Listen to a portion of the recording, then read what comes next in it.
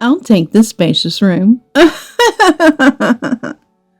Susanna declared with a joyful laugh, surrounded by the scent of fresh lumber in the new room.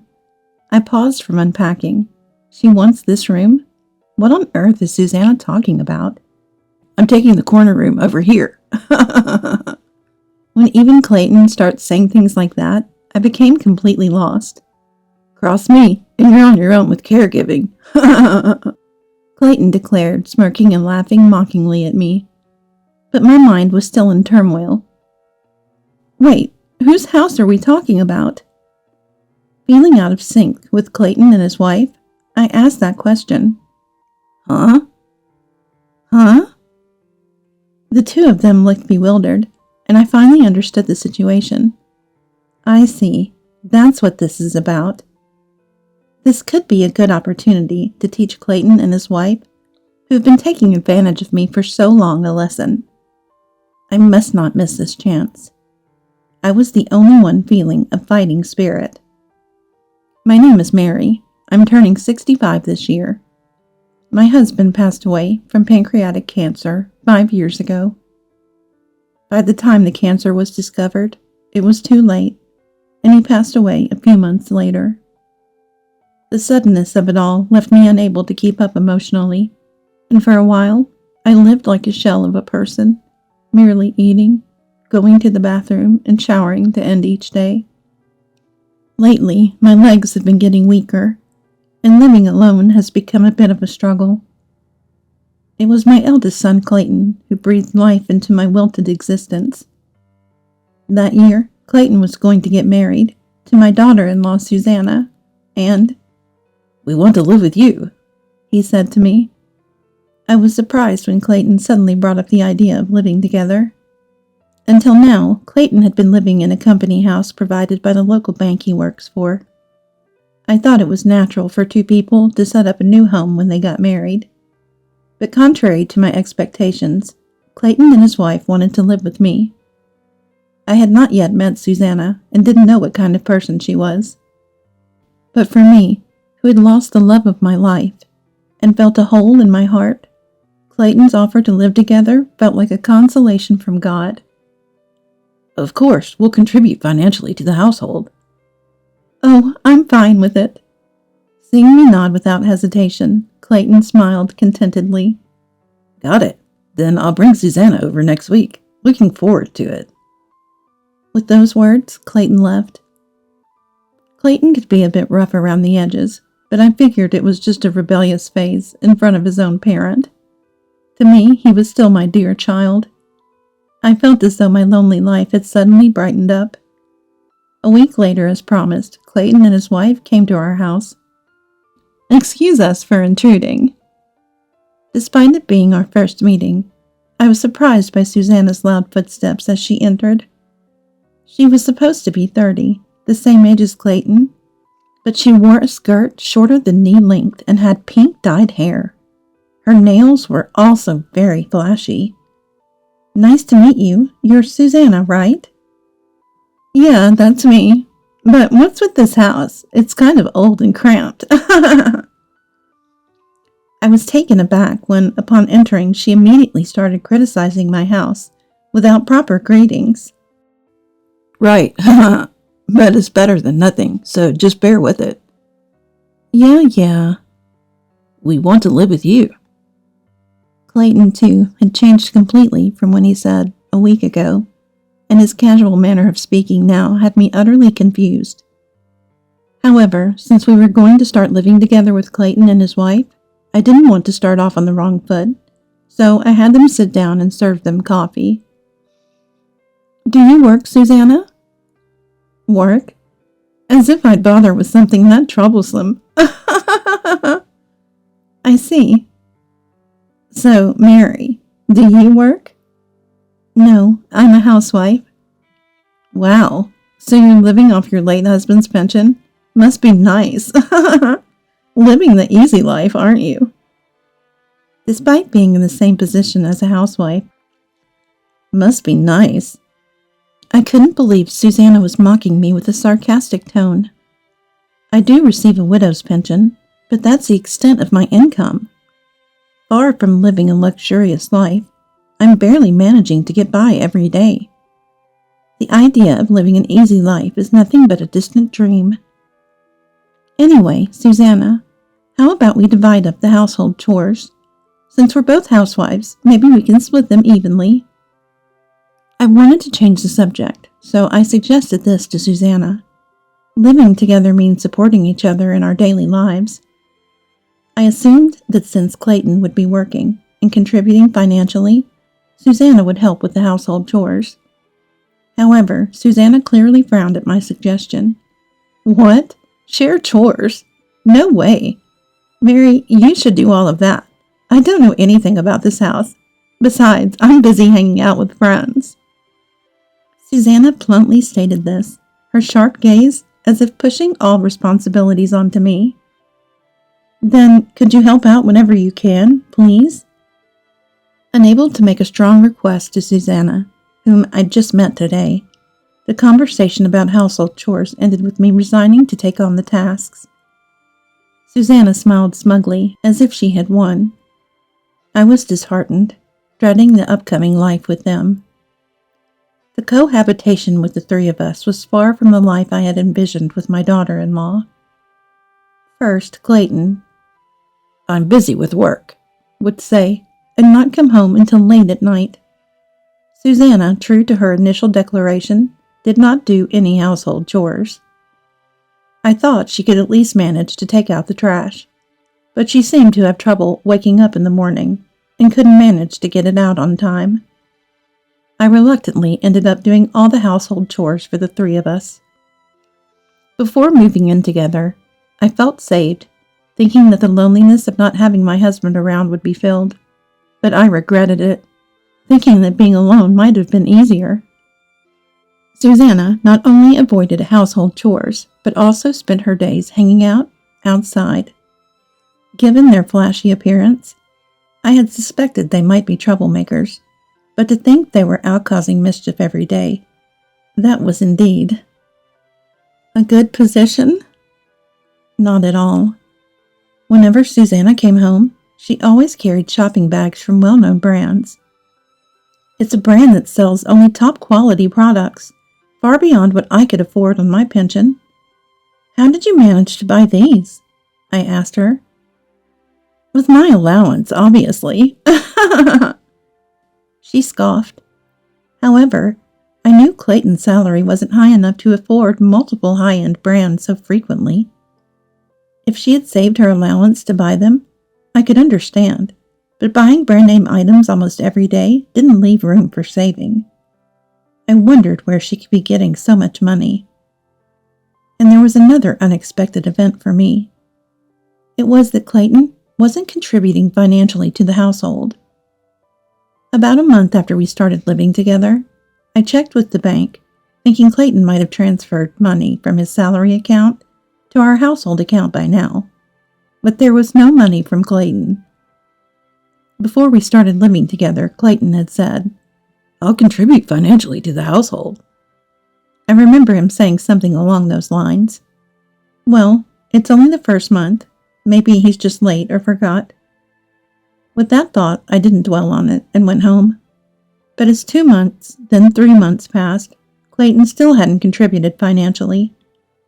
Eventually, I decided I had to tell Clayton that we couldn't cover the expenses for 3 people on my pension alone. "Could you please contribute a little to the household expenses? We're running short on money for groceries." "Ah, sorry, I forgot. I'll start contributing next month." Hearing "I forgot," I felt relieved and believed he would start contributing the following month. However, Clayton's words turned out to be just an excuse, like something you'd say to placate a child, and he never actually transferred any money. I asked Clayton repeatedly, but he often came home drunk and seemed to forget what I had told him. Or maybe he was pretending to forget. Either way, once I realized Clayton wouldn't contribute, I had no choice but to start working part-time. I found a job at a local flower shop.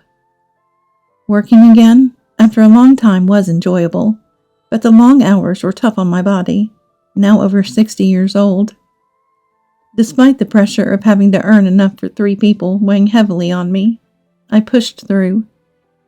I worked 6 to 8 hours a day, almost like a full-time job, and then I'd come home to prepare dinner for the 3 of us. Susanna, as ever, showed no signs of helping out with the housework, even after I started working. Instead, she would throw tantrums over the meals I made. "What is this? It's disgusting. I wanted stew. Make it again." Like a small child flipping her plate and demanding. This wasn't a one-time occurrence. Time and again, she'd find fault with my cooking to suit her mood. I was filled with anger and sadness, but realized arguing with the unreasonable Susanna was futile, so I silently remade the meals. I longed to escape this slave-like existence. This can't go on like this. My instincts screamed that this couldn't go on. Desperate for a diversion, I asked the flower shop manager, "Can you think of any hobbies I could do at home?" I asked her. The manager, Rachel, was a beautiful woman in her 40s who looked like she must have been stunning in her 20s. She was a perfect fit for the flower shop. "How about trying your hand at crafting? You can use the flowers that are going to be thrown away if you'd like." Encouraged by Rachel, I started making accessories with flowers. I enjoyed crafting immensely. Being naturally dexterous, I quickly got the hang of it and made pieces that could stand up to those sold in stores. Rachel, knowledgeable as she was, even showed me a website where I could sell my handmade creations.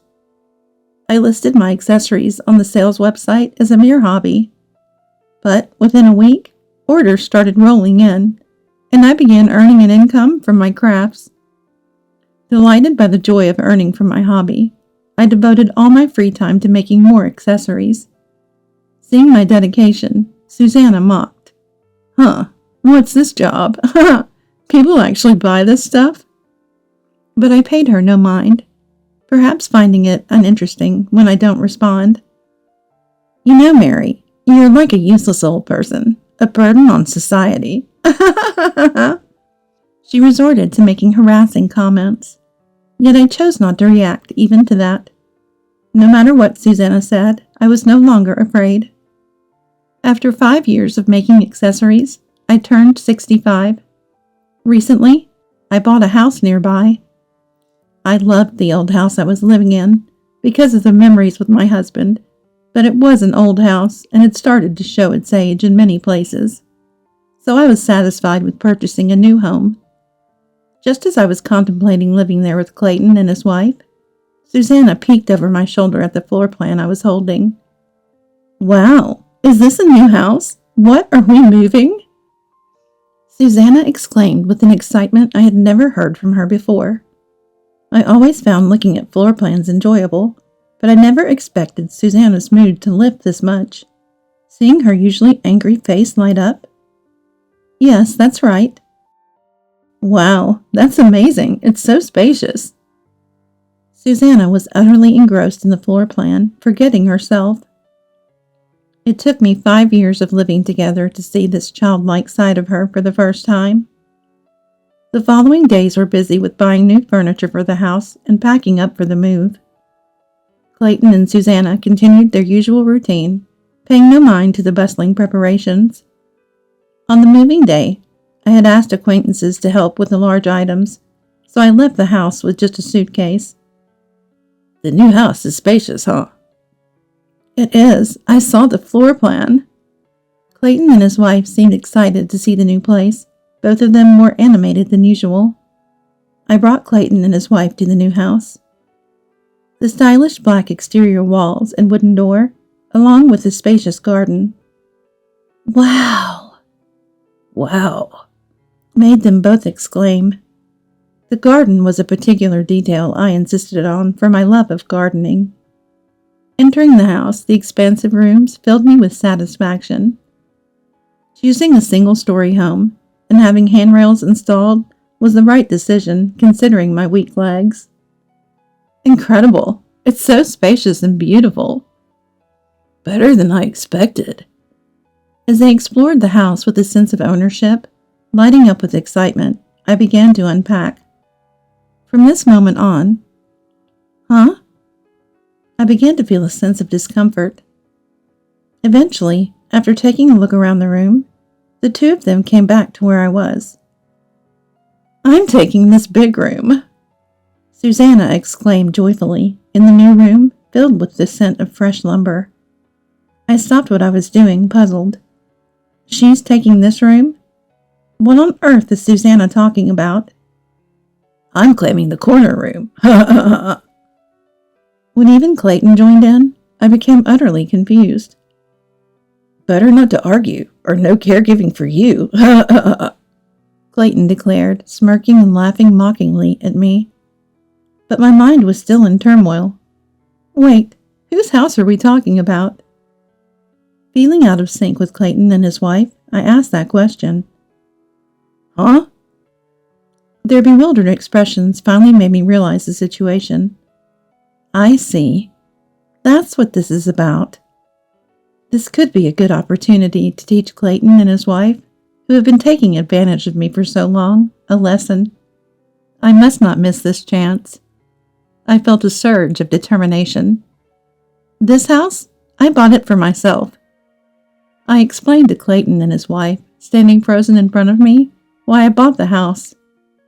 I talked about the old house's wear and tear, my desire to end our living arrangement, and how I thought it would be more comfortable for Clayton and Susanna to live on their own without me. "Ending our living arrangement? What are you talking about?" "Exactly. We weren't told about this. I thought we were going to live here." The two were shocked by my sudden revelation. To me, it was inconceivable how Clayton and his wife could assume the cohabitation would continue indefinitely. I had never once said they would live in this new house with me. Had it been the case, I would have certainly discussed the layout with them. The fact that they assumed they could also live here without any discussions was astonishing. I'm sorry if this wasn't communicated clearly, but I thought if I told you the details, you might insist on coming along. And since I was only packing my things, I assumed you had realized that. I thought you were just coming to see my new place today. After all, Susanna, you hate everything I cook and the way I clean, right? I never imagined you'd want to continue living with me. I said this with heavy sarcasm. And Susanna was at a loss for words. "But this doesn't make sense. How could you afford such a house? I've searched the house up and down and never found any money." "Oh, crap." Clayton's face turned pale as he realized he had said too much. I knew Clayton had been taking money from the household funds. I kept silent, wondering when he would reflect on his actions. If he had shown any sign of remorse, I might have discussed the new house with him. But since Clayton not only failed to contribute financially, but also used the household money for himself, I felt no obligation to hold back. I earned the money myself. It started about 5 years ago when I began making accessories as a hobby, remember? Rachel from the flower shop suggested it. At first, I just sold a few things on a sales website, but then a well-known influencer featured my accessories on social media. Sales skyrocketed, and my income increased significantly. Yes, I was able to buy the house because of my success in selling accessories. Of course, accessory sales alone wouldn't have been enough to buy a house. I received offers from various apparel and accessory companies, participated in tie-up projects, and got my products advertised. The significant sum I could never have earned from part-time work alone was what I wanted to use for a new house, driven by the toxic cohabitation with Clayton and his wife. That's a lie. There's no way you can make money like that. Susanna was in denial, facing the reality. Susanna had hardly worked at all since she turned 35 this year. Despite that, she's been splurging on luxury brands and spending recklessly. It was no surprise she didn't understand how to earn money. I know about you, Susanna. You dropped out of school, had a falling out with your parents, and ran away from home, right? I heard it from your parents. You had nowhere to live and lied about your age to work in a bar, which is problematic itself. but I can sympathize. However, after quitting your job, you just hung out, got involved with bad company, and kept buying luxury items. And then you even started shoplifting. What? Susanna was shocked that I would bring up her shoplifting. I began to suspect Susanna of shoplifting about a year after we started living together. I had thought it strange from the beginning that she was always adorned with luxury items. Given Clayton's salary, it was impossible for them to afford such luxury brands. My first suspicion was shoplifting. One afternoon when Susanna went out, I followed her discreetly and, as expected, caught her shoplifting. I could have confronted her on the spot, but knowing Susanna, she would have likely talked her way out of it. Instead, I captured evidence of her shoplifting on my phone, thinking I might go to the police if she didn't change her ways. I have evidence, look. I showed them the video, and Susanna's face stiffened further. With the evidence in front of her, she had nothing to say and just hung her head in defeat. And Clayton, stealing from the bank where you work is the lowest of the low. You must have been in debt, right? How do you know about that? Clayton started to tremble. To them, I must have seemed like a police officer confronting them with their crimes. Rachel's daughter, my flower shop manager, started working at your company this year, right in your department. She saw you pocketing money from customers. She's new and didn't want to accuse a senior without being sure, so she kept quiet. But considering you've been giving Susanna a hefty allowance while not contributing to our household and even stealing from it, it's not hard to believe. Although this is based on hearsay and I have no proof, considering that Clayton was giving Susanna a substantial allowance every month, not contributing any money to the household, and even stealing from the family finances, it seemed likely to be true. That ungrateful, after all I've done for her? Clayton was shaking with anger, presumably at Rachel's daughter. Hearing his admission, I seized the moment to assert myself. After all you've done for her? You probably thought you were the most important person in this house, right? Acting superior at work and looking down on others. Unfortunately, that won't work with me. This house is a prime example. I earned my own money and bought this house with it. You're not superior. And while I'm not claiming to be superior either, I refuse to have my hard-earned home taken over by you two. Leave immediately. Startled by my outburst, they screamed and ran out of the house. I let out a sigh of relief. From tomorrow, I won't have to see those two anymore. Just the thought lightened my heart. Later, I reported Clayton and Susanna's crimes to the police. The police quickly investigated the two of them. In fact, there was hardly any need for an investigation. Susanna's shoplifting and Clayton's theft were immediately evident upon reviewing the security camera footage. Watching my son and his wife being taken away by the police didn't stir any emotion in me. I could only wish them luck. Initially, I was touched by Clayton and his wife's offer to live together, thinking they wanted to comfort me. However, living with their reckless behavior only built up stress. In hindsight, their proposal to cohabitate was more likely motivated by a desire to have me take care of the household chores while they lived comfortably. Being rid of their sarcastic remarks and financial exploitation has left me feeling refreshed and liberated. Even if Clayton and Susanna were released by the police, they would likely be overwhelmed by the need to repay their accumulated debts. Given their inability to manage household tasks, their marriage is bound to fail. But I am determined not to offer them any assistance again. I vowed to live a life completely separate from Clayton and his wife. While continuing my part-time job at the flower shop, I've devoted even more energy to my accessory making. When I revealed that the flowers used in my accessories came from the flower shop where I worked, an unprecedented number of customers started to visit. Responding to the demand from customers who wanted to use flowers as parts for their own accessories, we began selling flowers specifically for accessory making. Rachel suggested, If your accessory business is doing so well, it's okay to focus solely on that. However, I declined her offer. After all, it was Rachel who introduced me to this hobby in the first place. I believe that if using the flower shop's flowers in my accessories can also benefit the shop, then that's the best outcome. Moving forward, I plan to continue balancing work and my hobby as I embark on this new chapter of my life.